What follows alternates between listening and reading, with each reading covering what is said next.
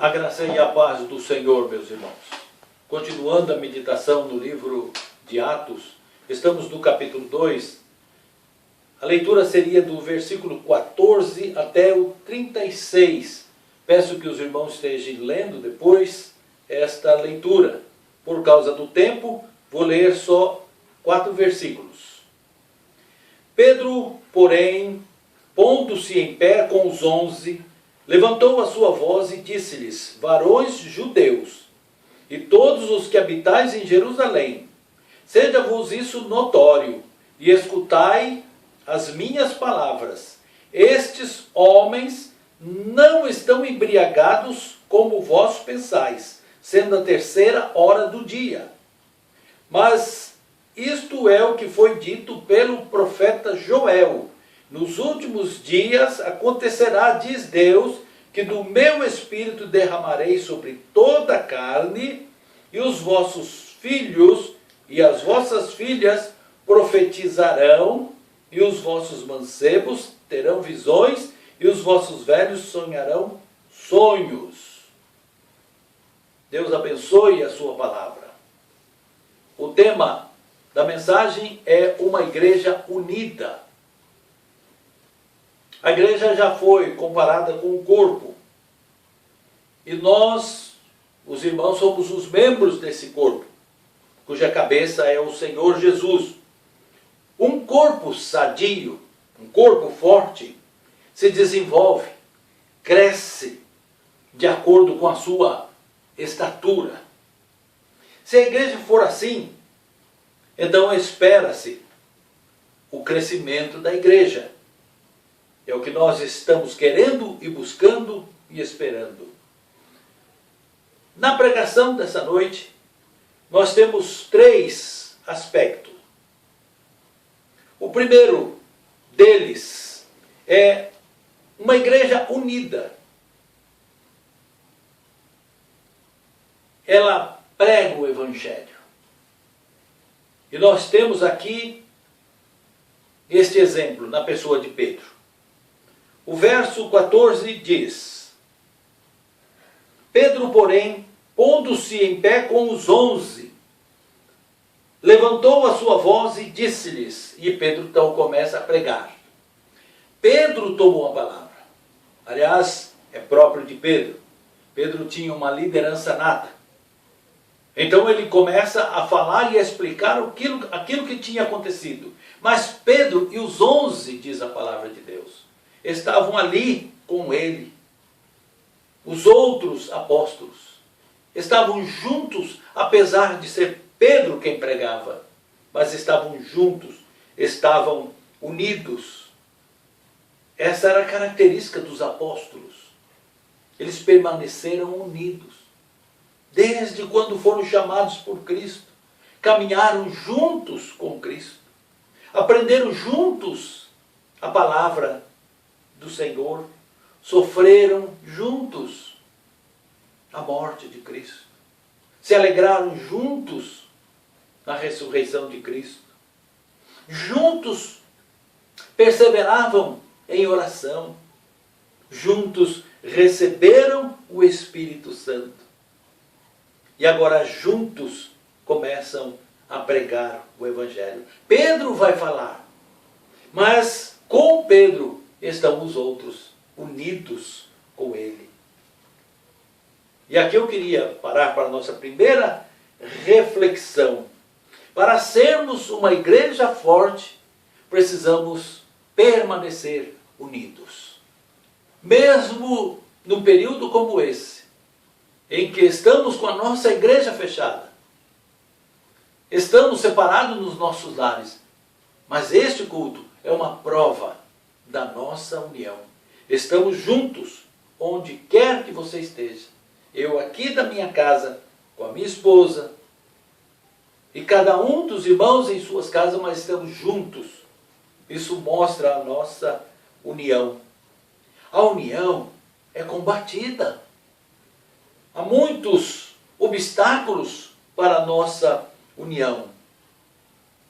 Muitas coisas, situações e até pessoas combatem a nossa união.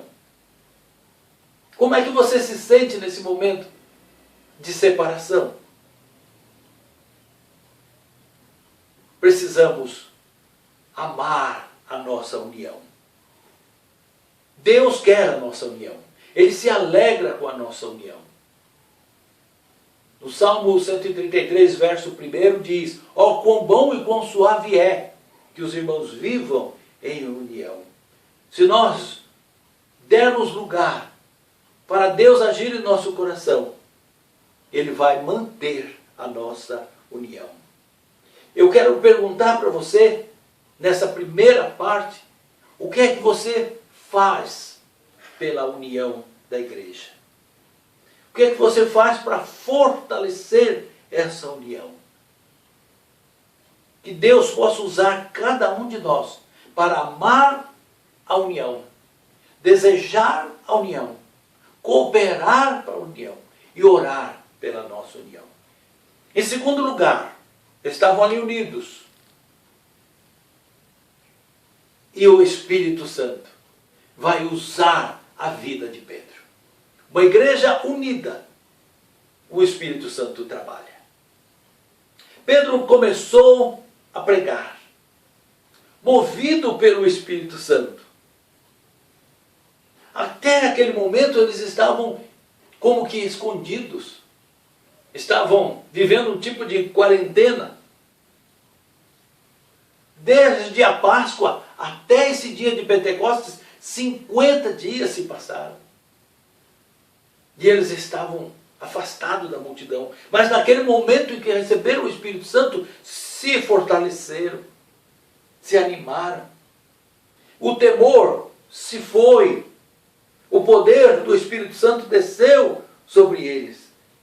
Precisamos deixar o Espírito Santo nos conduzir. Creio que ele tem um propósito nessa situação que nós vivemos. Que depois disso, desejando a nossa união, nós vamos trabalhar por ela. Quando Pedro começa a falar, ele começa como que a cavar o Velho Testamento. Ele vai falar de Joel, da profecia anunciada por Joel. Ele vai falar de Davi, daquilo que Davi falou a respeito da morte de Jesus. E nós podemos perguntar, como é que Pedro sabia disso? Ele era um pescador, talvez um homem iletrado. Pelo menos ele não tinha o conhecimento de um rabino, não tinha o conhecimento que tinha os fariseus, os escribas. Mas Pedro estava sendo usado pelo Espírito Santo. E certamente tinha ouvido estas coisas. E lá em João, Jesus diz, no capítulo 14, no versículo 26, mas aquele Consolador, o Espírito Santo que o Pai enviará em meu nome, esse vos ensinará todas as coisas e vos fará lembrar de tudo quanto vos tenho dito. Quando Pedro começa a falar aos israelitas, a profecia que eles bem conheciam, muito mais do que Pedro, lhes possibilitou a credencial de pregar o Evangelho. E o povo calado ouvia.